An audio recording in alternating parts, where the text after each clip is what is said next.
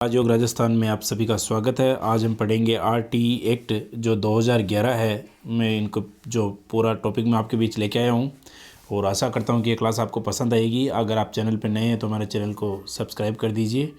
और चलो क्लास को शुरू करते हैं। अब जो आरटीई एक्ट है 2011, इसके जो अधिनियम में है वो 10 तो भाग है और 29 धाराएँ हैं। पहला प्रश्न यहीं से बनता है कि 2011 का जो आरटीई एक्ट है उसमें कितने भाग है, तो 10 भाग है और 29 धाराएँ हैं। जो भाग पहला है उसका नाम है प्रारंभिक। शुरू करते हैं अब। और धारा भाग 1 की धारा 1 जो है वह संक्षिप्त नाम प्रसार और प्रारंभ जो है ये इसमें समाहित है। इन नियमों का नाम राजस्थान निःशुल्क और अनिवार्य बाल शिक्षा का अधिकार नियम 2011 है। जो नियम है इनका नाम है राजस्थान निःशुल्क और अनिवार्य बाल शिक्षा का अधिकार नियम 2011। और ये तुरंत प्रभाव से प्रभावी होंगे। ये 2011 के बाद से तुरंत प्रभाव से प्रभावी होंगे और ये संपूर्ण राज्य में लागू होंगे। जो धारा 1 ये कहती है कि ये तुरंत प्रभाव से प्रभावी होंगे और संपूर्ण राज्य में लागू होंगे, और ये चीज़ है। और इसी के साथ जो नेक्स्ट जो धारा है, जो धारा 2 है, उसमें बताया गया है कि परिभाषाएं, जो धारा 2 में जो है वो परिभाषाएं हैं। अधिनियम से आशय क्या है?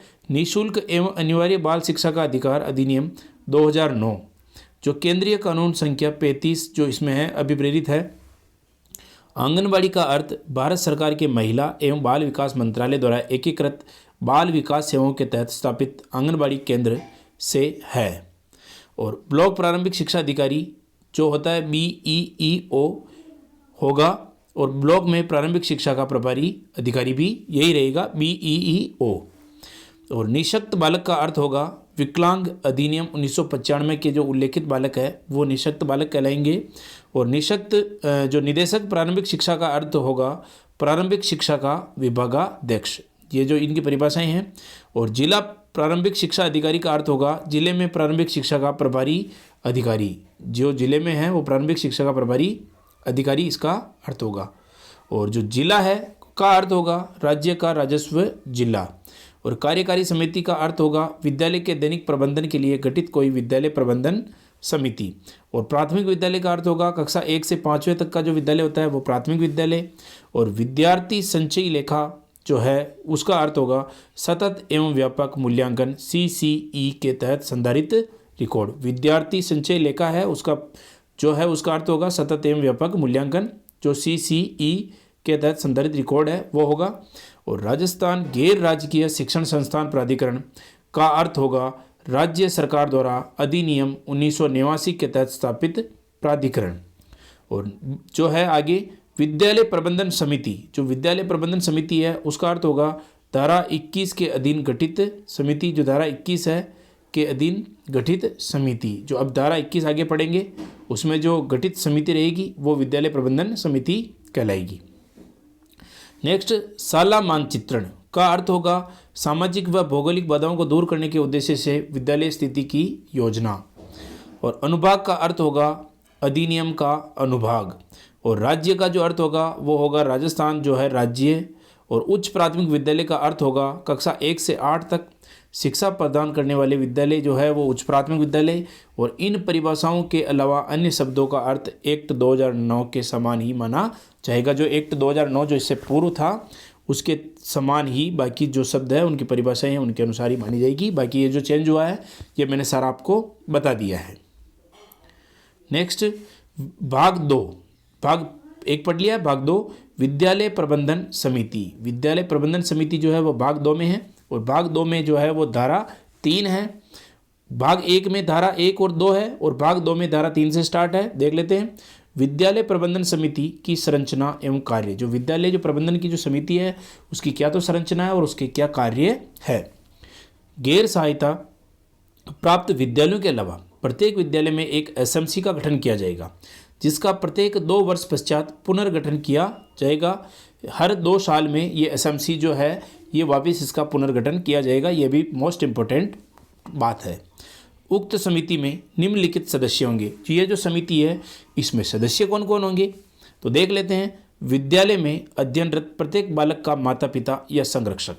जो विद्यालय है उसमें उसका उनका जो संरक्षक है जो माता पिता है उनका बच्चा इसमें पढ़ना जरूरी है, वही विद्यालय जो है इसके सदस्य हो सकता है, उनका छात्र उसी विद्यालय में पढ़ना जरूरी है। पहली बात ये हो गई कि उनका जो बालक है या बालिका यहाँ पढ़ना जरूरी है। और विद्यालय में कार्यरत समस्त अध्यापक भी इसके सदस्य होंगे, जो विद्यालय में समस्त जो भी अध्यापक काम कर रहे हैं। और स्थानीय प्राधिकारी के उस वार्ड जिसमें विद्यालय स्थित है से निर्वाचित व्यक्ति, उस वार्ड में से जो वार्ड पंच है, पार्षद है, वो व्यक्ति भी इसका सदस्य रहेगा। और स्थानीय प्राधिकारी के उस ग्राम वार्ड जिसमें विद्यालय स्थित है में निवास कर रहे समस्त अन्य निर्वाचित सदस्य, और भी कोई भी चुनाव हुआ हो जिसमें वो निर्वाचित हुए हो, उनका व्यक्ति भी उसका सदस्य बन सकता है एसएमसी का। और कार्यकारी समिति का अध्यक्ष, उपाध्यक्ष और सदस्य सचिव उक्त समिति के क्रमशः अध्यक्ष, उपाध्यक्ष और सदस्य सचिव होंगे। यह भी विशेष ध्यान रखनी है। और उक्त समिति प्रत्येक 3 माह में कम से कम एक बार अपनी बैठक करेगी और बैठकों के कार्यवृत्त और विनिश्चय समुचित रूप से अभिलिखित किए जाएंगे और जनता के लिए उपलब्ध कराए जाएंगे।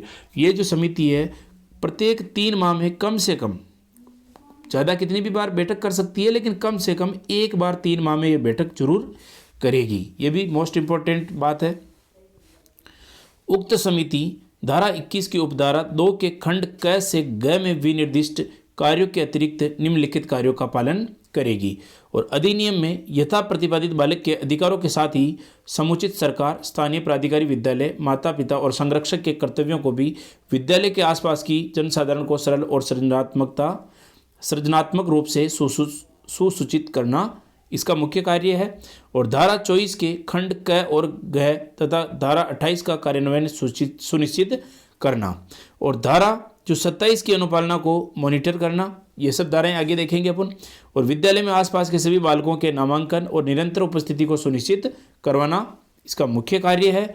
और अनुसूची में विनिर्दिष्ट संनियमों और मानकों को बनाए रखने का मॉनिटर करना। और बालक के अधिकारों से किसी विचलन को, विशेष रूप से बालकों के मानसिक और शारीरिक उत्पीड़न, प्रवेश से इनकार किए जाने और धारा 3 की उपधारा 2 के अनुसार निःशुल्क हकदारियों के समयबद्ध उपबंध को स्थानीय प्राधिकारी की जानकारी में लाना। और आवश्यकताओं को पता लगाना, योजना तैयार करना और धारा 4 के उपबंधों के कार्यान्वयन को मॉनिटर करना। नामांकन तथा उनकी जो है विद्यालय में वो किस प्रकार से रुक सके इसका पता लगाना और ये समुचित व्यवस्थाएं करना। निःशक्तताग्रस्त बालकों की पहचान और शिक्षा की सुविधाओं को मॉनिटर करना और प्रारंभिक शिक्षा में उनके भाग लेने और उसे पूरा करने को सुनिश्चित करना। विद्यालय में दोपहर के भोजन के कार्यान्वयन को मॉनिटर करना, जो दिया जाता है पोषाहार, मिड डे मील जिसका नाम है। और विद्यालय की प्राप्तियों और व्यय का वार्षिक लेखा तैयार करना कि विद्यालय में कुल कितना तो आय हुई है, कितना व्यय हुआ, इसका लेखा तैयार करना। इस अधिनियम के अधीन अपने कार्यों का निर्वहन करने के लिए उक्त समिति द्वारा प्राप्त किसी धनराशि को पृथक खाते में रखा जाएगा, जिसकी वार्षिक रूप से संपरीक्षा की जाएगी। उनको अलग खाते में रखा जाएगा और वार्षिक उनकी संपरीक्षा की जाएगी। नेक्स्ट देख लेते हैं। उपनियम 5 खंड ये में और उपनियम 6 में निर्दिष्ट लेखाओं को उक्त समिति के अध्यक्ष और उपाध्यक्ष और सदस्य सचिव द्वारा हस्ताक्षरित किया जाएगा और उनके तैयार किए जाने के 1 माह के भीतर स्थानीय प्राधिकारी को उपलब्ध करवा दिया जाएगा। अब नेक्स्ट है धारा 4 विद्यालय प्रबंधन समिति की कार्यकारी समिति। विद्यालय प्रबंधन जो समिति है उसकी कार्यकारी समिति वो देखेंगे धारा 4 में। धारा 4 देख लेते हैं। समिति के कार्य के सुचारू रूप से चलाने के लिए समिति की एक 16 सदस्यीय कार्यकारिणी समिति होगी। इस समिति को चलाने के लिए कितने सदस्य कार्यकारिणी होंगे? 16 सदस्य। और इसमें से 3 जो है न्यूनतम चौथाई 75% सदस्य माता पिता या संरक्षकों में से होंगे तथा अधिकतम 5 सदस्य पदेन मनोनीत अन्य व्यक्ति भी हो सकते हैं। 75% तो जिनके छात्र या छात्रा विद्यालय में उनके बच्चे विद्यालय में पढ़ रहे हो वही होंगे और बाकी जो 5 सदस्य है अधिकतम वो बाहर से मनोनीत किए जा सकते हैं। कार्यकारिणी के सदस्यों में 50% महिलाएं अर्थात कम से कम 8 महिलाएं होने जरूरी है और आवश्यक रूप से होगी, जिसके पदाधिकारी एवं सदस्यों का निर्वाचन मनोनयन नियम 12 के अनुसार किया जाएगा। और कार्यकारिणी की समिति में माता पिता या संरक्षक सदस्यों का निर्वाचन प्रत्येक वर्ष के प्रारंभ में नामांकन प्रक्रिया पूर्ण होने पर 14 अगस्त से पूर्व साधारण सभा द्वारा किया जाएगा। यह कार्यकारिणी समिति का जो निर्वाचन है सदस्यों का। कार्यकारिणी समिति के अन्य पदाधिकारी निम्न होंगे। जो दूसरे जो पदाधिकारी है वो कैसे होंगे देख लेते हैं। पूरी कार्यकारिणी, तो इसका जो पद है वो चयन जो है वो प्रक्रिया पूर्ण है, और जो अध्यक्ष है, जो इसका अध्यक्ष होता है 16 सदस्यों की ये पूरी टीम होती है, और इसका जो अध्यक्ष होता है समिति की साधारण सभा द्वारा उसके माता पिता या संरक्षक सदस्यों में से कार्यकारिणी समिति हेतु निर्वाचित 11 सदस्यों में से कार्यकारिणी समिति के सदस्यों द्वारा निर्वाचित ये होता है जो अध्यक्ष होता है। और नेक्स्ट देख लेते हैं। जो उपाध्यक्ष होता है वो समिति की साधारण सभा द्वारा उसके माता पिता या संरक्षक सदस्यों में से कार्यकारिणी समिति हेतु ये वो उपाध्यक्ष होता है। और उपाध्यक्ष जो होता है वो जो निर्वाचित जो 11 सदस्य हैं वो माता पिता या संरक्षक सदस्यों में से कार्यकारिणी समिति के सदस्यों द्वारा जो निर्वाचित होता है वही उसका उपाध्यक्ष होता है। और सदस्य जो 11 अध्यक्ष हैं उपाध्यक्ष सहित जो 11 जो होते हैं सदस्य वो देख लेते हैं। साधारण सभा द्वारा उसके माता पिता या संरक्षक सदस्यों में से कार्यकारिणी समिति तो निर्वाचित 11 सदस्य, जिनमें से कम 6 महिलाएं और एक अनुसूचित जाति और अनुसूचित जनजाति से संबंधित भी होना जरूरी है। और इसके जो पदेन सदस्य होते हैं वो ग्राम पंचायत नगर पालिका के जिस वार्ड में विद्यालय स्थित है उस वार्ड के पंच या पार्षद या वार्ड पंच होते हैं। और पदेन सदस्य या सचिव जो होता है वो प्रधानाध्यापक के न होने पर वरिष्ठतम अध्यापक या प्रबोधक जो भी हो, या पहला प्रधानाध्यापक प्रायोरिटी है, और प्रधानाध्यापक अगर नहीं हो तो अध्यापक या प्रबोधक जो भी हो वो पदेन सचिव सदस्य या सचिव होता है। और निर्वाचित जो अध्यापक होता है वो विद्यालय अध्यापकों द्वारा समिति हेतु निर्वाचित एक अन्य महिला अध्यापक प्रबोधक यदि उपलब्ध हो जो भी हो एक अन्य महिला अध्यापक होता है। और अन्यथा अगर नहीं है तो अन्यथा पुरुष अध्यापक या प्रबोधक भी हो सकता है। और विद्यालय परिपक्ष के विधानसभा द्वारा नामित ऐसे 2 व्यक्ति जिसमें कम से कम एक महिला हो तथा एक माता पिता या संरक्षक सदस्यों में से जो भी हो ग्रामीण क्षेत्र हेतु उस राजस्व ग्राम शहरी क्षेत्र हेतु उस वार्ड का निवासी हो जिसमें विद्यालय स्थित है, अथवा समिति के माता पिता या संरक्षक सदस्यों द्वारा मनोनीत स्थानीय शिक्षा शास्त्री अथवा विद्यालय का बालक मनोनयन में प्रथम प्राथमिकता विधानसभा सदस्य नामित व्यक्तियों को दी जावे। लेकिन अगर मनोनयन से पूर्व विधानसभा सदस्य द्वारा नामित व्यक्तियों की उनसे लिखित में स्वीकृत लिया जाना आवश्यक होगा। और मनोनयन में द्वितीय प्राथमिकता जो किसको दी जाएगी तो विद्यालय परिक्षेत्र के निवासी राष्ट्रीय राज्य स्तर पर पुरस्कार प्राप्त शिक्षक को दी जावे ये सदस्य बनाने के लिए। जो इसका नेक्स्ट जो है कार्यकारिणी समिति में महिला सदस्यों का निर्वाचन मनोनयन, इस महिलाएं 8 आवश्यक रूप से रहे, इसमें 8 महिलाएं होना जरूरी है। 8 महिलाओं का होना जरूरी है इसमें समिति में। नेक्स्ट देख लेते हैं विद्यालय विकास योजना तैयार करना। विद्यालय विकास योजना तैयार किस प्रकार से होती है? जिस वित्तीय वर्ष में एसएमसी का गठन हुआ है उस वित्तीय वर्ष की समाप्ति के कम से कम 3 माह पूर्व एक विद्यालय विकास योजना का निर्माण एसएमसी द्वारा किया जाएगा। और ये योजना 3 वर्षीय योजना होगी जिसमें 3 वार्षिक उपयोजनाएं भी होगी।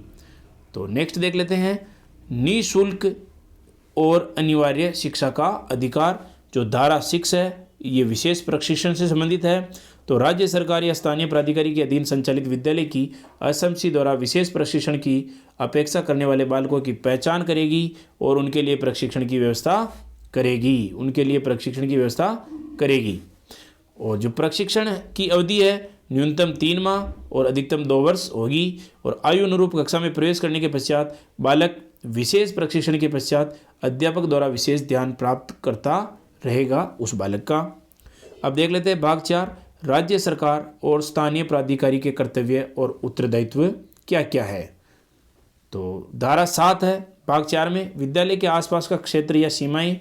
राज्य सरकार द्वारा स्थापित किए जाने वाले विद्यालय के क्षेत्र की सीमाएं इस प्रकार होगी। देख लेते हैं किस प्रकार होगी। तो कक्षा 1 से 5 तक के बालकों हेतु विद्यालय आसपास की 1 किलोमीटर पैदल दूरी से के अंदर स्थापित किया जाएगा। और के बालकों के लिए विद्यालय आसपास की 2 किलोमीटर, जो 6 से 8 के बालक हैं उनकी 2 किलोमीटर की पैदल दूरी के भीतर स्थापित किया जाएगा।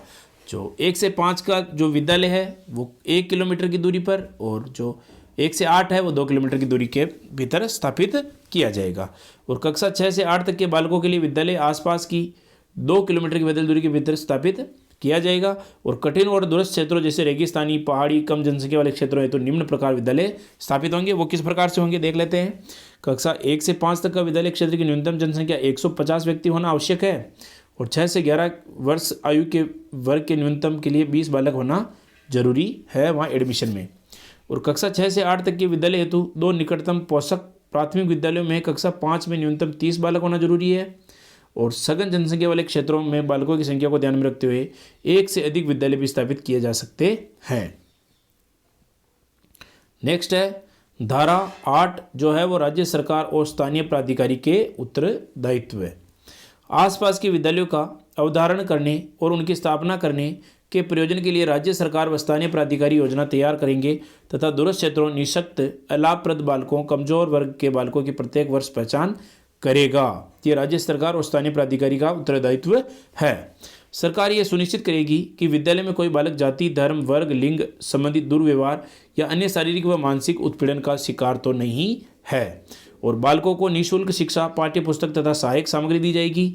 और साथ ही निःशक्तता से ग्रस्त कोई बालक निःशुल्क विशेष शिक्षा व सहायक सामग्री का भी हकदार होगा। ये जो है राज्य सरकार और स्थानीय प्राधिकारी का उत्तरदायित्व है। स्थानीय प्राधिकारी द्वारा बालकों के अभिलेखों का रखा जाना। तो स्थानीय प्राधिकारी अपने क्षेत्र के सभी बालकों के घरेलू सर्वेक्षण के माध्यम से जन्म से लेकर 14 वर्ष की आयु तक एक अभिलेख रखेगा। ये उनका रिकॉर्ड संधारण करेगा 1 वर्ष लेकर जन्म से लेकर 14 वर्ष की आयु तक का। और भाग जो 5 है वह विद्यालय और अध्यापकों के जो उत्तरदायित्व है ये बताता है। भाग 5 जो विद्यालय है और अध्यापकों के जो उत्तरदायित्व है ये मोस्ट इम्पोर्टेंट है। कई बार परीक्षा में पूछा जाता है कि अध्यापकों के उत्तरदायित्व कौन से भाग में है, तो भाग 5 में। और विद्यालय के उत्तरदायित्व की पूछे तो भी भाग 5 में। धारा 10 कमजोर वर्ग और अलाभप्रद समूह के बालकों का प्रवेश। 25% सीटों पर लॉटरी द्वारा प्रवेश तथा कमजोर बच्चों को कक्ष में अन्य बालकों से पृथक नहीं रखा जाएगा। अगर कोई बालक कमजोर है तो उसको अलग नहीं बिठाया जाएगा या अलग ही नहीं रखा जाएगा, उनको भी अन्य बच्चों के साथ में रखा जाएगा। धारा 11 राज्य सरकार द्वारा प्रति बालक व्यय की प्रतिपूर्ति। जो इस प्रकार से जो लॉटरी से जो 25% बालक लिए जाएंगे वो धारा 11 में है कि इन बालकों पे जो खर्च होगा वो राज्य सरकार भौतिक सत्यापन के बाद निदेशक प्रारंभिक शिक्षा की अनुशंसा अनुसार सरकार द्वारा आरटी में निःशुल्क प्रवेश वाले 25% बच्चों की फीस तथा अन्य व्यय की प्रतिपूर्ति संबंधित विद्यालय को की जाएगी। वो फीस सरकार वो जो निजी विद्यालय उसको दे दी जाएगी।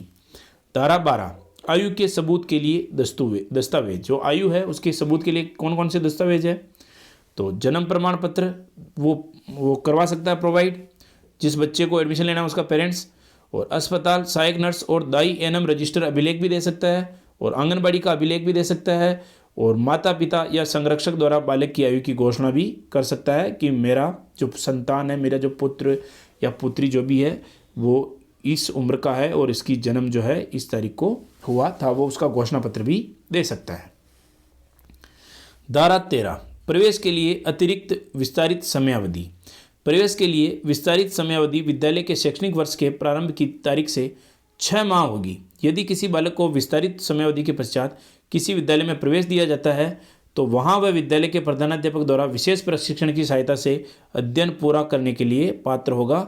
और उसको जो एडमिशन सत्र जो प्रारंभ होता है उसके 6 माह तक वो एडमिशन दे सकता है। लेकिन उसके बाद में भी अगर वहाँ के प्रधानाध्यापक उसको एडमिशन दे देते हैं तो उसके लिए स्पेशल क्लासेज लगाकर उनके अध्ययन करवाया जा सकता है विशेष प्रशिक्षण देके।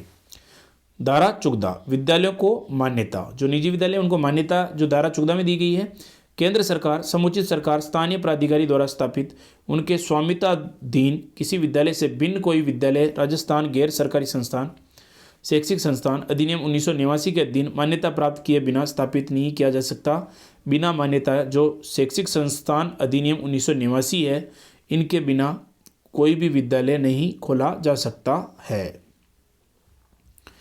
धारा 15 विद्यालय की मान्यता वापस लेना। जो विद्यालय है उसको मान्यता धारा 14 में है और उनकी मान्यता वापस लेने का काम धारा 15 में है। अगर वो कोई भी डिफाल्टर होता तो राजस्थान गैर शैक्षिक सरकारी शैक्षिक संस्था अधिनियम 1989 के अधीन मान्यता कभी भी वापस ली जा सकती है। अब देख लेते हैं भाग 6 जो है वो अध्यापक है, भाग 6 अध्यापक है। और धारा 16 न्यूनतम अर्हता जो है वो है इसमें RT एक्ट 2009 की धारा 23 की उपधारा 1 के प्रावधान इसमें लागू होंगे। धारा जो 17 है न्यूनतम अर्हता का शिथिलीकरण, न्यूनतम अर्हता जो है वो धारा 16 में है और इसका जो शिथिलीकरण है वो धारा 17 में है। यदि राज्य के पास अध्यापक शिक्षण में पाठ्यक्रम या प्रशिक्षण प्रदान करने के लिए पर्याप्त संस्थाएं नहीं हैं तो वहां सरकार न्यूनतम शैक्षिक अर्हताओं में छूट दे सकती है। और धारा जो 18 है न्यूनतम अर्हताओं का अर्जित किया जाना, इसके अनुसार अधिनियम लागू होने की दिनांक से 9 वर्ष तक निर्धारित योग्यता अर्जित करनी होगी। और धारा जो 19 है अध्यापकों के वेतन भत्ते और सेवा शर्तों से हैं। राजस्थान शिक्षा अधीनस्थ सेवा नियम 1971, राजस्थान पंचायती राज अधिनियम 1996 और राजस्थान पंचायती राज प्रबोधक सेवा नियम 2008 के अनुसार अध्यापकों के वेतन भत्ते तथा सेवा शर्तों के प्रावधान भी रहेंगे। धारा 20 अध्यापकों द्वारा अनुपालन किए जाने वाले कर्तव्य, प्रत्येक बालक के लिए शिष्य संचारी अभिलेख का संधारण करना जो विनिर्दिष्ट शिक्षा पूर्ण होने का प्रमाण पत्र देने का आधार होगा। और धारा 24 धारा 29 के अनुसार कार्य होंगे और प्रशिक्षण कार्यक्रमों में भाग लेगा और पाठ्यचर्या निर्माण और पाठ्यक्रम विकास, प्रशिक्षण मॉड्यूल तथा पाठ्य पुस्तक विकास में भी भाग लेना उसको आवश्यक है अध्यापक को। धारा 21 प्रत्येक विद्यालय में छात्र अध्यापक अनुपात बनाए रखना, शिक्षक छात्र अनुपात मापदंडानुसार विद्यालय में शिक्षकों की नियुक्ति की जाएगी। भाग 7 पाठ्यचर्या और प्रारंभिक शिक्षा का पूरा होना। धारा 22 शैक्षणिक प्राधिकारी, तो RT एक्ट धारा 29 के प्रयोजन हेतु राज्य में राज्य शैक्षिक अनुसंधान और प्रशिक्षण संस्थान जो शैक्षणिक प्राधिकारी बनाया गया है जो पाठ्यक्रम निर्माण एवं मूल्यांकन प्रक्रिया हेतु कार्य करेगा। और धारा 23 प्रमाण पत्र प्रदान करना, प्रारंभिक शिक्षा पूर्णता प्रमाण पत्र 1 मास के भीतर विद्यालय के प्रधानाध्यापक द्वारा जारी किया जाएगा। प्रारंभिक शिक्षा पूर्णता प्रमाण पत्र जो उनका परिणाम है, रिजल्ट है, मार्कशीट है, वो 1 मास के भीतर विद्यालय के प्रधानाध्यापक द्वारा जारी कर दिया जाएगा। और भाग 8 जो है वो शिकायत निवारण से संबंधित है, शिकायत निवारण से। तो धारा 24 अध्यापकों के लिए शिकायत निवारण तंत्र, राज्य सरकार स्थानीय प्राधिकारी द्वारा स्थापित स्वामित्वाधीन नियंत्रणाधीन विद्यालयों में अध्यापकों की शिकायतों के निवारण के लिए व्यवस्था निम्न प्रकार से होगी।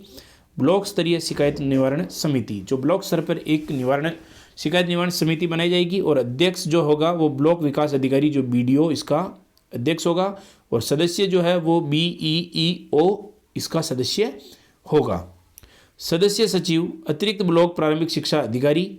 और कोई भी अध्यापक ब्लॉक स्तरीय शिकायत निवारण समिति के निर्णय से संतुष्ट नहीं होने पर जिला स्तरीय निवारण समिति में अपील कर सकेगा। अगर ब्लॉक से संतुष्ट नहीं होता तो वो जिला स्तर पर भी अपनी शिकायत लेकर जा सकता है। और जिला स्तरीय शिकायत निवारण समिति जो है वो उसका अध्यक्ष है वो मुख्य कार्यकारी अधिकारी CEO जो जिला परिषद में बैठता है उनको बनाया गया है। और सदस्य जो जिला है वो प्रारंभिक शिक्षा अधिकारी जो DEO है वो सदस्य होता है। और सदस्य सचिव जो होता है वो अतिरिक्त जिला शिक्षा अधिकारी इसका सचिव होता है। इन दोनों समितियों की प्रत्येक 3 मास में कम से कम 1 बैठक करनी होगी। नेक्स्ट धारा जो 25 है बालकों माता पिता की शिकायत का निवारण, बालक एवं माता पिता संरक्षक द्वारा अधिनियम के उपबंधों की पालना नहीं होने तथा अतिक्रमण से उत्पन्न शिकायत सीधे एसएमसी अध्यक्ष को की जाएगी जिसका निवारण एसएमसी की बैठक में किया जाएगा। समुचित प्राधिकारी कार्यवाही करेगा और 3 मास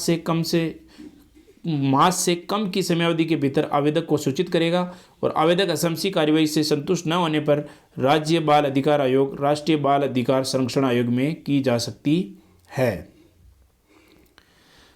अब जो है आगे देख लेते हैं, जो नेक्स्ट है वो है बाल अधिकारों का संरक्षण। बाल अधिकारों का